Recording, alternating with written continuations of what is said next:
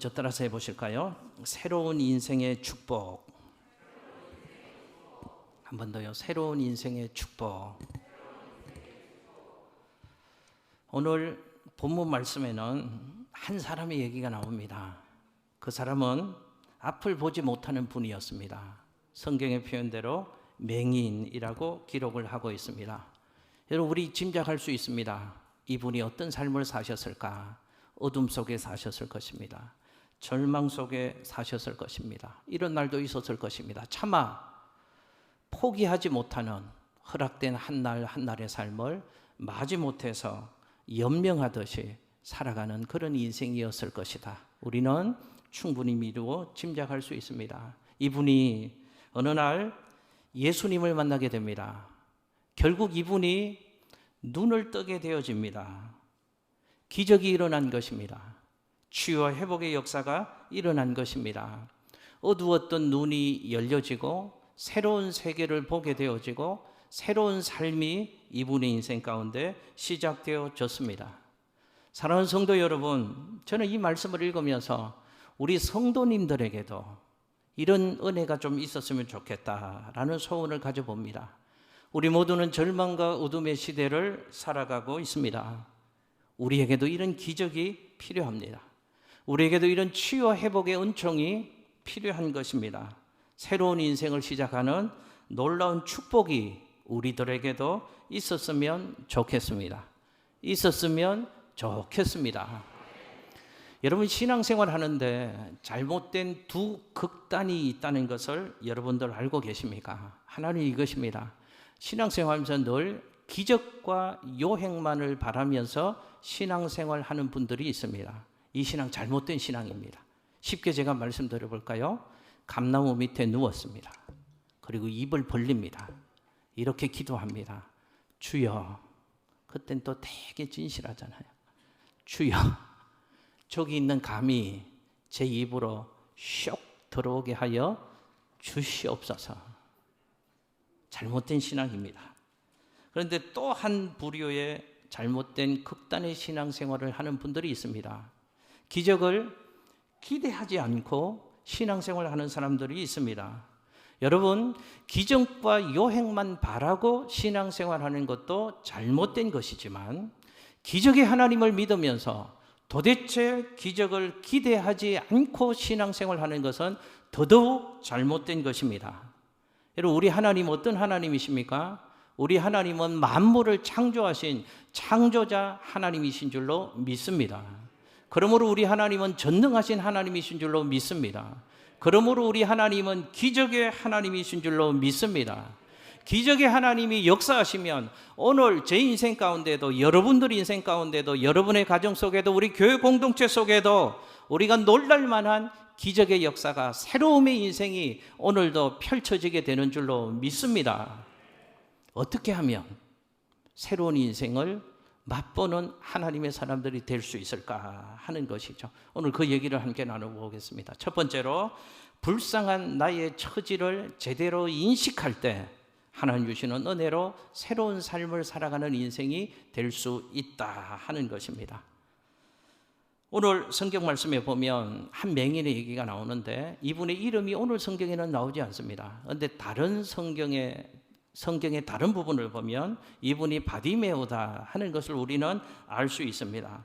35절 말씀에 보면 이분이 어떤 사람이었는가 몇 가지 성경이 얘기하는 것을 통해서 미루어 짐작할 수 있습니다. 먼저 바디메오는 어디에 살았던 사람인가? 이분은 여리고라는 도성 안에 살았던 사람임을 알 수 있습니다. 여리고라는 뜻은요, 향내, 아름다운 냄새, 향기라는 뜻입니다. 그 이름대로 여리고 성에는 아름다운 갖가지 나무들이 많이 우거져 있는 그런 도시였다고 얘기를 합니다. 특별히 장미가 많아서 여리고의 도시의 별명이 장미의 도시라고 불릴 정도로 아주 아름다운 나무들이 가득한 곳이 여리고 도시였습니다. 그런데 그 도시에 살고 있는 바디메오, 이 맹인은 어떤 분이었다고요? 앞을 못 보는 분이었습니다. 여러분, 아무리 아름다운 것들이 잔뜩 널려져 있어도 보지 못하면 그 아름다움이 그 인생 가운데 무슨 의미가 있겠습니까? 그 모든 아름다움을 도무지 볼 수 없는 어둠 속에 살고 있었던 그 사람이 오늘 성경에 나오는 맹인이라는 그 사람이었습니다. 또 성경을 보니까 이 사람은 맹인일 뿐만 아니라 길가에 앉아서 구걸하는 사람이었다고 성경은 말씀합니다. 당연하죠. 보지 못하니까 생활 능력이 없었을 것입니다. 생활 능력이 안 되니까 살기 위해서 구걸하는 삶을 이분은 살아갔었을 것입니다. 맹인이었고 거지였고 불쌍한 사람이었습니다. 그런데 오늘 성경을 보면 이분은 자신의 처지가 어떠하다는 것을 잘 알고 있었고 제대로 인식하고 있었던 사람이었구나 하는 것을 성경을 통해서 우리는 발견할 수 있습니다. 이분이 예수님을 만날 때 반복해서 했던 얘기가 있습니다. 이 얘기입니다. 나를 어떻게 여겨주옵소서? 불쌍히 여겨주옵소서. 이분이 주님 만났는데 이렇게 얘기하더라 그 말이죠. 나를 불쌍히 여겨주옵소서. 나를 불쌍히 여겨주옵소서. 목사님, 불쌍한 사람인데요. 불쌍한 사람이 불쌍히 여겨달라고 하는 게 뭐가 그리 의미 있고 대단한 것이 아니요. 이건 쉬운 것 같지만 쉽지 않습니다. 당연한 것 같지만 당연한 것 같습니다. 우리 주위에도 한번 보십시오. 자기의 처지가 그렇게 불쌍한 형편과 상황 가운데 있으면서 자신이 불쌍한 존재라는 사실을 인식하지 못하고 살아가는 사람이 얼마나 많이 있습니까? 근데 이 사람은 알았습니다. 제대로 인식했습니다. 나는 불쌍한 존재입니다. 라는 것을 주님 앞에 고백했다는 것이죠. 사랑하는 성도 여러분, 혹시 이런 생각해 보셨습니까? 왜 많은 사람들이 예수님 앞으로 나오지 못하는 것일까? 왜 많은 사람들이 하나님 앞으로 나오지 못하는 것일까? 여러분, 분명한 이유가 있습니다. 자기 자신이 어떤 존재라는 것을 제대로 알지 못하기 때문에 그렇습니다. 내가 얼마나 불쌍한 존재라는 사실을 깨닫지 못하기 때문에 나는 하나님의 구원 없이는 살 수 없는 연약한 존재라는 것, 불쌍한 존재라는 것을 깨닫지 못하기 때문에 주님 앞으로 나오지 않는 것입니다. 하나님 앞으로 나오지 못하는 것입니다.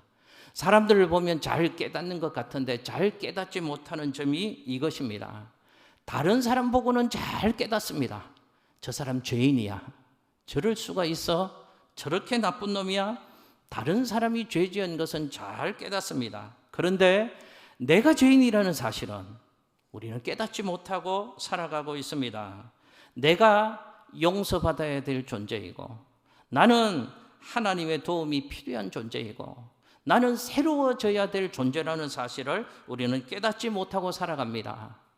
내 안에도 내가 정죄하는 죄인이라고 하는 그 사람 속에 있는 그 분노가 내 안에도 있고 그 광기가 내 안에도 있고 그 미움이 내 안에도 있고 그 연약함이 내 안에도 있고 그 절망과 불안이 내 안에도 있다는 사실을 우리는 알아야 하는 것입니다. 하나님의 용서가 없이는 새로워질 수 없는 존재가 나고 하나님의 자비하심이 없이는 구원받을 수 없는 존재가 바로 나다 하는 것을 인정할 때 하나님 주시는 은혜를 덧입을 수 있고 새로움의 역사를 만들어가는 하나님의 사람이 될 수 있는 것입니다. 여러분, 화면에 창세기 18장과 열왕기상 18장의 두 구절 말씀을 제가 한번 잠깐 설명을 드리려고 합니다. 먼저 창세기 18장 27절의 말씀을 같이 한번 읽어보실까요? 시작. 아브라함이 대답하여 이르되 나는 티끌이나 재와 같사오나 감히 주께 아뢰나이다. 아멘. 할렐루야. 누구의 기도, 누구의 고백입니까? 아브라함이 대답하여 이르되. 창세기 18장은 이런 얘기입니다. 소돔과 고모라 성 얘기하시죠? 그 도시에 죄가 가득했습니다. 하나님이 소돔과 고모라를 심판하시려고 합니다. 그런데 그 땅에 아브라함의 조카 롯이 살고 있었잖아요. 그래서 아브라함이 하나님 앞에 중보자로 섭니다. 하나님 용서해 달라고 기도하는 내용이 창세기 18장에 나오는 내용입니다. 그런데 아브라함이 무슨 기도를 하는가를 잘 보십시오. 아브라함이 자기 자신을 어떻게 하나님 앞에서 고백하고 있느냐를 잘 보십시오. 아브라함이 자기 자신을 뭐와 같다고 고백하고 있습니까? 나는 티끌이나 재와 같습니다. 아브라함이 지금 하나님 앞에서 기도하는데요, 도와주십시오. 이 기도 전에 자기 자신을 어떻게 인식하고 고백하고 있는가? 나는 티끌이나 재와 같은 존재입니다. 하나님 앞에 자기 자신을 그렇게 겸손히 솔직하게 고백하더라, 그 말입니다. 여러분, 성경 원어를 보면 티끌, 재라는 말은 먼지라는 뜻입니다. 지금 아브라함이 하나님 앞에서 무슨 고백하고 있는가 하면 이 고백하는 것입니다. 하나님, 나는 대단한 존재가 아닙니다. 하나님, 나는 하나님의 손바닥 안에서 하나님이 입김 한 번만 하고 부시면 흔적조차 찾을 수 없는 먼지 같은 존재가 하나님 나라는 존재입니다. 자기 자신을 그렇게 인정하고 고백하고 있는 것입니다. 그리고 아브라함이 감히 죽게 아뢰입니다. 이 말은 나는 아릴 수 없는, 하나님 앞에 나올 수 없는 죄인이다, 그 말입니다. 그런데 감히 하나님 앞에서 기도하며 하나님 앞으로 나아갑니다. 이 고백을 하고 있는 것입니다. 아브라함의 두 가지 자기 인식이 있습니다. 나는 티끌과 같은 존재, 하나님의 도움 없이는 살 수 없는 존재입니다. 이 고백하는 것입니다. 아브라함이 또 고백합니다. 하나님, 나는 하나님의 용서하심 없이는, 하나님의 자비와 긍휼 없이는 살아갈 수 없는 죄인입니다. 이 고백을 아브라함이 하고 있는 것입니다. 여러분, 또 한 군데 말씀 보실까요? 열왕기상 18장 42절 엘리야의 기도를 한번 보겠습니다. 함께 읽습니다. 시작. 아합이 먹고 마시러 올라가니라. 엘리야가 갈멜산 꼭대기로 올라가서 땅에 꿇어 엎드려 그의 얼굴을 무릎 사이에 넣고. 아멘. 여러분, 열왕기상 18장에 엘리야의 기도를 방금 읽으셨습니다. 저 상황 어떤 상황인가? 아합 왕의 불신앙으로 이스라엘 땅에 3년 6개월 동안 하늘 문이 닫히는 재앙이 있었습니다. 엘리야가 하나님의 사람이 기도하러 하나님 앞에 서는 것이죠. 그러면서 어떻게 기도했는가를 성경은 자세하게 묘사를 하고 있습니다. 땅에 꿇어 엎드려 그의 얼굴을 무릎 사이에 넣고 기도했더라. 여러분, 저 기도 한번 해보실 수 있겠습니까? 땅에 꿇어 엎드려서요, 얼굴을 어디 사이에 넣었다고요? 안 들어갑니다. 어떻게 기도했다는 것일까요? 하나님 앞에서 겸손히 기도했다는 것을 성경은 저렇게 묘사하고 있는 것입니다. 구약의 성경학자들은 저 겸손함에는 두 가지의 고백이 있다라고 얘기합니다. 하나는 피조물성을 인정했다. 또 하나는 자기의 죄인됨을 인정했다. 그래서 겸손히 하나님 앞에 기도하는 엘리야의 모습을 저렇게 성경은 표현하고 있다라고 해석을 합니다. 맞습니다. 아까 창세기 18장, 열왕기상 18장에서 아브라함이 엘리야가 무슨 고백했는가 하면 하나님 앞에서 진실한 두 가지의 고백을 했습니다. 여러분, 누구든지 하나님 앞에서 겸손히 나아가면 저와 여러분들도 창세기 18장, 열왕기상 18장의 이 진실한 고백을 우리 모두 할 수밖에 없는 연약한 존재입니다. 이 고백요, 나는 먼지와도 같은 존재입니다. 어떤 고백입니까? 하나님, 나는 창조주 하나님의 도우심이 없이는 살아갈 수 없는 연약한 피조물이 바로 납니다. 또 하나는, 하나님, 나는 폼나게 살고 조금만 뭐가 되어지면 내가 한 것 같고 조금만 가지면 다 가진 것처럼 교만 떨고 큰 소리 내고 그렇게 살아가지만 하나님의 용서하심 없이는, 하나님의 자비하심 없이는 살아갈 수 없는 죄인이 바로 납니다. 이 고백을 아브라함도 했고 엘리야도 했던 것입니다. 여러분, 오늘 말씀에 등장하는 이 주인공, 이 맹인도 이 자기 인식이 있었습니다. 그래서 이렇게 고백하는 것입니다. 하나님, 나를 불쌍히 여겨 주옵소서. 여러분, 한번 저 따라서 고백해 보실까요? 예수여, 나를 불쌍히 여겨 주옵소서. 할렐루야. 여러분, 눈을 떠서 보려면, 하나님의 기적의 은총을 경험하려면, 새로운 인생을 예수 그리스도와 더불어 시작하려면 불쌍한 나의 처지를 인정하는 것이 너무너무 중요하다 하는 것입니다. 내 안에 있는 연약함을 인정해야 합니다. 주님의 용서 없이는, 주님의 긍휼과 자비하심 없이는 살아갈 수 없는 완악한 죄인이 나라는 것을, 그래서 불쌍한 존재가 나라는 것을 하나님 앞에서 겸손히 진실하게 고백하게 될 때 하나님의 놀라운 은혜가 우리에게 임하게 되는 것입니다.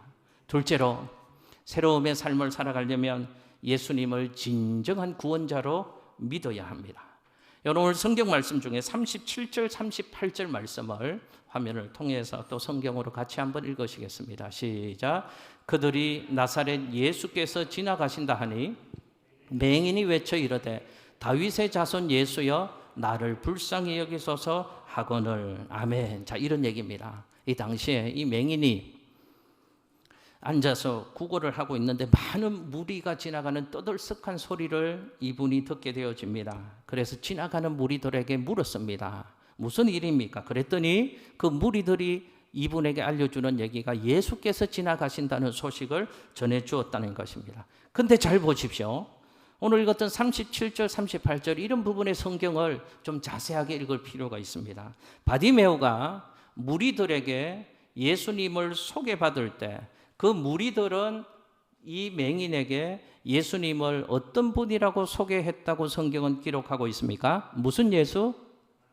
나사렛 예수가 지나가신다고 소개를 했습니다. 그런데 예수님 앞에 엎드려서 이분이 예수님을 부르고 도움을 청할 때는 나사렛 예수라고 부르지 않았습니다. 무엇이라고 불렀다고요? 예.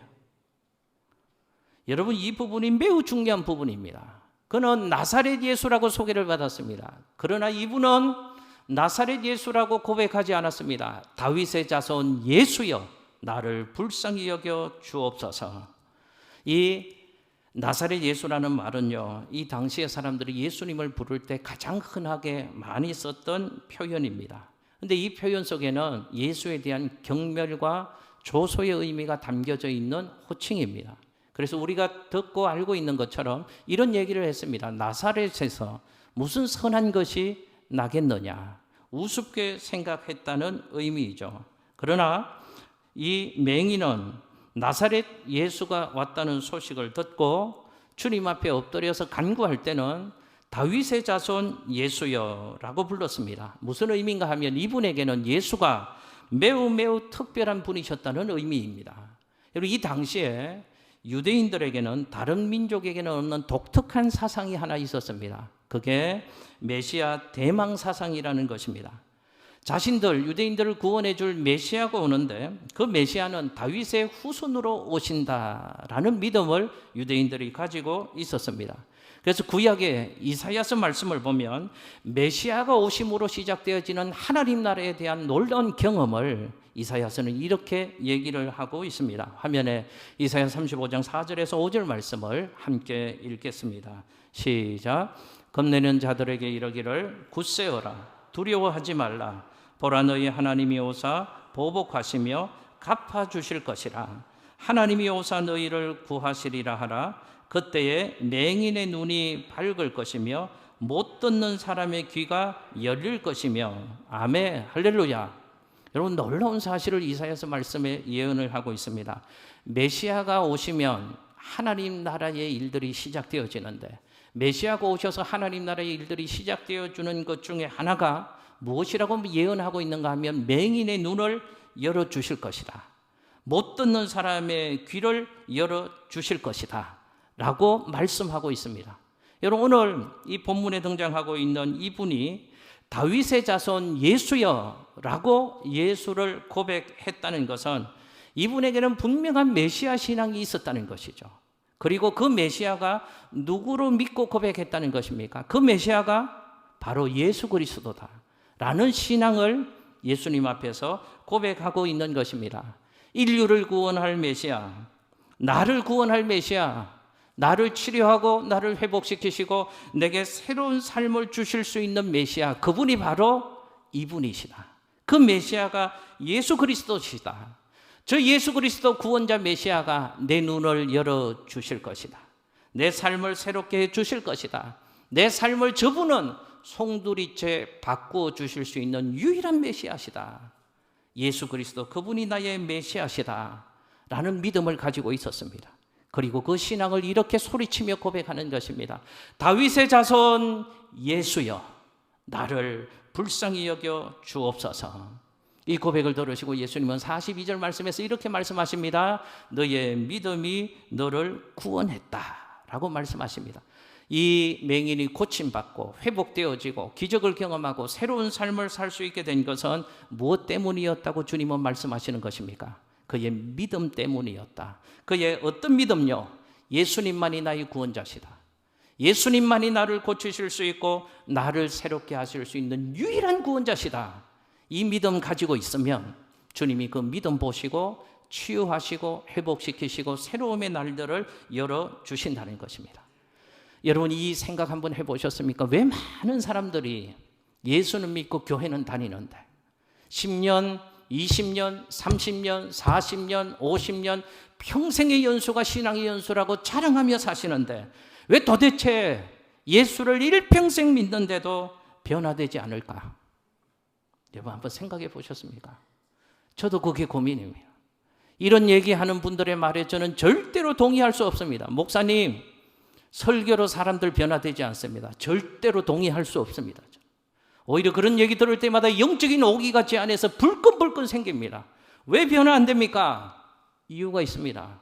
예수님이 변화 못 시키시는 것이 아닙니다. 믿음의 문제라는 것을 알 수 있습니다. 왜요? 예수님은 언제나 믿음을 보시고 믿음대로 역사하시는데 오직 예수님만이 나의 구원자시다 라고 믿는 그 믿음이 50년 다녀도 70년 다녀도 80년을 다녀도 그분 안에 그 믿음이 없기 때문에 주님이 역사하지 않는 것입니다. 기억하십시오. 내 인생의 기적을 소원하시거들랑 내 인생이 치유되고 회복되기를 소원하시거들랑 예수님을 믿으시되 진정한 구원자로 믿을 수 있는 우리 모두가 되시기를 예수님 이름으로 축복합니다. 예수님만이 나를 새롭게 하실 수 있으십니다. 예수님만이 나를 치료하실 수 있으십니다. 예수님은 나를 고칠 수 있는 분이십니다. 예수님을 진정으로 믿을 때 우리 인생에 닫힌 눈들도 열어주시고 그래서 보지 못했던 새 세계를 보게 하실 것이고 그래서 새로운 삶을 살게 하시는 줄로 믿습니다. 마지막 하나요. 인내함으로 장애물을 극복해 나가야 합니다. 여러분 이 세상에 그 어떤 일도 쉽게 되는 일 없고 한 번에 되는 일 없고 저절로 되는 일이 있으셨습니까? 없더라고요. 저는요 한번 아프고 나서 건강에 대해서 계속 조심을 합니다. 근데 참 힘이 듭니다. 제가 먹는 거 좋아하거든요. 과자도 좋아하고요. 아이스크림도 좋아하고요. 치킨도 좋아하고요. 좋아합니다. 참다가 저희 집사람이 워낙 감시를 하니까 참다가 한번 기회가 와서 지난주 목요일 같은 때 교회에서 어디를 갔을 때 그때는 저를 혼을 못 내잖아요. 그때 기회가 왔을 때 먹습니다. 좀만 먹는다고 먹습니다. 근데 집에 가보면 또 후회를 하죠. 제가 하루에 저울에요 5번 이상 올라갑니다. 계속 관리를 해야 되니까 조심하려고 합니다. 근데 좀만 먹으면 2kg가 또 후딱 늘잖아요. 그럼 또 끝없는 후회가 몰려옵니다. 내가 왜 그랬을까? 내가 왜 먹었을까? 후회를 합니다. 그러고 나서 그때는 2시간씩 운동을 합니다. 그래서 맞추려고 제가 끊임없이 애를 씁니다. 쉬운 게 없더라고요. 저희 딸도 보니까요. 이제 고1인데요. 초등학교 갔을 때는요. 유치원 보면서요. 저 때가 좋지 그러더라고요. 중학교 가니까요. 초등학생들 보고 아유 잼민이들 저 때가 좋지 그러더라고요. 고등학교 가니까요. 또 중학생들 보면 아유 잼민이들 저 때가 좋지 그러면 제가 옆에서 너 평생 후회하며 살 수 있다 이놈아. 맞습니다. 쉽게 되는 것 없고 저절로 되는 것 없는 것 같습니다. 장애물이 다 있습니다. 굴복하면 안 된다 그 말입니다. 그걸 극복해 나가야지 더 큰 사람이 될 수 있고 새로움을 경험할 수 있는 것입니다. 신앙생활도 마찬가지잖아요. 장애물이 있습니다. 거기서 굴복하지 마십시오. 극복해 나가셔야 합니다.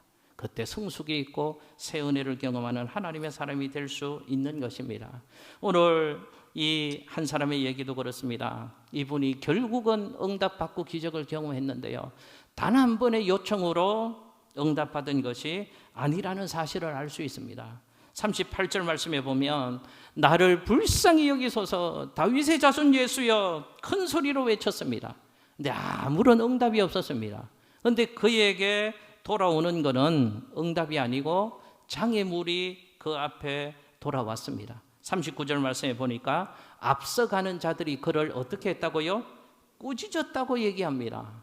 아니, 소리쳤으면 그 믿음 보시고 바로 응답해 주시면 좋을 텐데 많은 사람들이 잠잠하라고 꾸짖었습니다. 많은 사람들이 장애물이었다는 것입니다. 이때 바디메오는, 이 맹인은 어떻게 했는가? 많은 사람들이 그 압력을 받을 때 이럴 수도 있었잖아요. 포기할 수 있잖아요. 주저앉을 수 있잖아요. 그냥 잠잠할 수도 있잖아요. 그러나 이분의 위대함이 어떻게 새로움의 역사를 경험할 수 있었는가 하면 장애물을 만날 때 거기에 굴복하지 않았다는 것입니다. 39절 말씀에 보면 이분이 어떻게 극복했는지를 표현하는데요, 두 단어가 있습니다. 더욱 크게 소리를 질렀더라. 한번 저 따라서 해보실까요? 더욱 크게 소리를 지르자. 할렐루야. 여러분, 장애물은 있다니까요. 어려움은 있습니다. 무슨 일이든지 어느 상황 가운데든지 누구에게든지 어려움이 있고 고비가 있고 장애물이 있습니다. 포기하지 마십시오. 멈추지 마십시오. 더욱 크게 소리를 지르고 그 장애물을 극복하실 수 있기를 예수님 이름으로 축복합니다. 더욱 크게 소리를 질렀을 때 예수님이 머물러 서셨다니까요.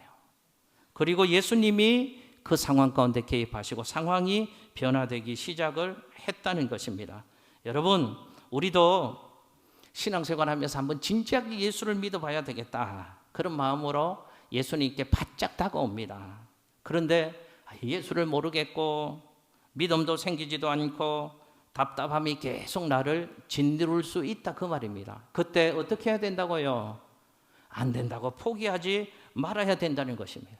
큰 맘 먹고 기도 한번 했는데 문제가 즉각 해결되지 않을 수 있습니다. 그때 이렇게 생각하시지 마시라고 말입니다. 아이, 그렇지 뭐, 이럴 줄 알았어. 혹시나 했더니 역시나네. 내가 기도한다고 무슨 일이 일어나겠는가? 그러지 마시라고 말입니다. 포기하지 말아야 합니다. 많은 사람들은 장애물을 만날 때 포기해버립니다. 그래서 하나님이 예비해 두신 응답과 은혜와 축복과 새로움의 역사를 경험하지 못하는 것입니다. 여러분, 성경을 한번 보십시오. 하나님은 구하면 반드시 주신다고 약속하셨습니다. 그런데 성경 어디에도 단 한 번의 기도만 드리면 반드시 응답해 주시겠다는 약속은 어느 곳에도 없습니다. 마태복음 7장 7절 말씀 한번 화면에 비춰주실래요? 같이 한번 읽습니다. 시작. 구하라 그리하면 너에게 주실 것이요, 찾아라 그리하면 찾아낼 것이요, 문을 두드리라 그리하면 너에게 열릴 것이니. 아멘. 할렐루야. 여러분, 저기서 구하라, 찾아라, 두드리라, 기도하라고 했잖아요. 근데 단 한 번의 기도를 의미하는 게 아닙니다. 저기 있는 헬라어의 시제의 의미를 보면 지속성의 의미를 지닌 단어를 사용하고 있습니다. 어떻게 기도하는 것인가? 끊임없이 기도하라는 뜻입니다. 신실하게 추구하라는 것입니다. 계속해서 구하라는 것입니다. 한 번 구하고 한 번 찾고 한 번 두드려서 안 되면 끝내지 말라는 것입니다. 그래도 계속해서 구하고 계속해서 찾고 계속해서 문을 두드리면 얻어지고 찾아지고 열려지는 은혜를 하나님이 반드시 주시겠다는 것입니다. 여러분, 저도 그랬으면 좋겠습니다. 아예 한 번 두드리면, 한 번 구하면, 한 번 찾으면 얻어지면 얼마나 좋겠습니까? 그러면 저도 이 제2차 기적을 낳든지 말든지 기도 전도 대행진이든지 124일 성령의 저거 안 합니다.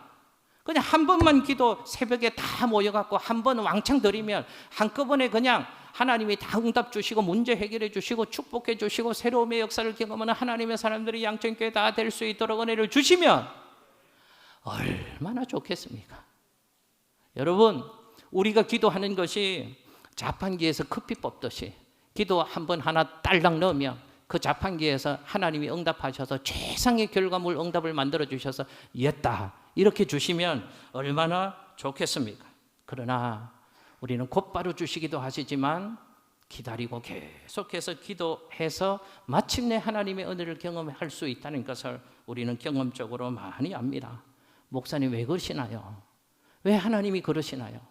저에게 묻지 마십시오. 저도 잘 모릅니다. 왜 그러실까? 천국에 가서 물어보려고 합니다. 그런데 이런 생각을 합니다. 아마 하나님이 우리의 믿음의 진실성을 보시기 위해서 하나님은 계속해서 기도하게 하시나 보다, 이런 생각은 합니다. 여러분 분명히 기억하십시오. 하나님은 구하면 반드시 주신다는 사실입니다. 우리가 욕심의 눈으로 보고 그렇고 우리가 우둔해서 그렇죠. 하나님이 주시는 그때가 가장 좋은 때인 줄로 믿습니다. 하나님 주시는 그것이 가장 좋은 것인 줄로 믿습니다. 그런데 우리는 욕심 때문에 미련하고 우둔해서 한참 지나고 나서야 그것을 알잖아요. 그래서 제 표현으로 바보도 쳐지는 소리를 그때 하잖아요. 그래서 주님 그러셨네요. 바보도 터지는 소리를 우리는 그때서야 비로소 깨닫고 하는 것입니다. 오늘 성경에 나오는 이분처럼 계속해서 주님 앞으로 가서 부르짖어야 합니다. 주님 나를 불쌍히 여겨 주옵소서. 왜 계속할 수 있습니까? 분명한 믿음이 있어야 합니다. 그때 포기하지 않는 것이죠. 중단하지 않는 것이죠. 장애물을 만나더라도 온 마음을 다하여 예수께로 달려가는 멋진 그리스도인의 삶이 될 수 있는데, 우리 양천교회 성도님들이 그런 인생 되시기를 예수님 이름으로 축복합니다. 말씀 정리합니다. 오늘 본문에 앞을 보지 못하는 분에게 예수님은 결국 응답해 주셨습니다. 이 응답해 주시는 모습이 참 은혜가 되어집니다. 40절 말씀에 보면요, 예수님이 이렇게 응답을 해 주셨다고 표현을 합니다. 예수님이 머물러 서셨다, 가까이 가셨다, 만나 주셨다. 여러분 한번 저 따라서 해보실까요? 머물러 서셨다, 가까이 오셨다, 만나 주셨다. 이게 은혜가 됩니다. 이 사람이여 나를 불쌍히 여겨 주옵소서. 보기를 원합니다. 기도했더니 예수님이 어떻게 하셨다고요? 가시다가 머물러 서셨답니다. 가까이 그에게로 오셨답니다. 만나 주셨답니다. 이분이 우리의 주님이신 줄로 믿으시기를 예수님 이름으로 축복합니다. 지금 예수님 어디 가는 길인지 아십니까? 십자가를 지시기 위해서 예루살렘으로 가시는 길입니다. 죽음의 길을 향해서 한 걸음 한 걸음 죽음의 걸음을 내딛고 가시는 중이셨습니다. 근데 십자가를 지러 가실 때에도 그 이름 모를 한 맹인이 엎드려서 빌고 있습니다. 나를 불쌍히 여겨 주옵소서. 그랬더니 주님은 외면하지 않으시더라 그 말입니다. 머물러 서셨습니다. 가까이 오셨습니다. 그리고 그를 만나 주셨습니다. 그리고 그에게 새로운 삶을 허락해 주셨습니다. 여러분 기억하십시오. 우리 주님은 어떤 분이신가? 언제나 고통받는 사람의 부름을 외면하지 않으시는 주님이 우리의 주님이신 줄로 믿습니다. 그러니 우리도 엎드려야 된다 그 말입니다. 나사렛 예수, 다윗의 자손 예수여, 나를 불쌍히 여겨 주옵소서. 보기를 원하나이다. 기도해야 합니다. 엎드려야 합니다. 그때 주님은 우리에게 귀 기울여 주시고 우리를 만나 주실 것입니다.